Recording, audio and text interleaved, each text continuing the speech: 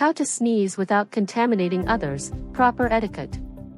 Ever sneezed in public and felt guilty about spreading germs? Here's the right way to sneeze without contaminating people around you. Step 1. Don't use your hands.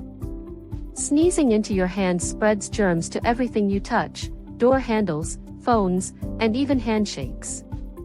Step 2. Use your clothes instead. When you feel a sneeze coming, turn your head slightly downward. Bury your nose and mouth in the chest area of your clothing. Your shirt acts as a natural barrier, trapping droplets instead of spreading them.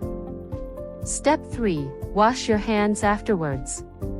If you accidentally sneeze into your hands, wash them immediately or use hand sanitizer to stop germ transfer.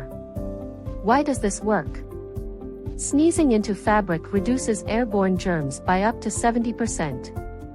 The chest area keeps droplets away from your face and hands. It's more hygienic than using tissues, which can spread bacteria if not disposed of properly. Try this next time and help keep everyone safe. Comment, "Got it," below. Like, share and subscribe for more easy how-to life hacks.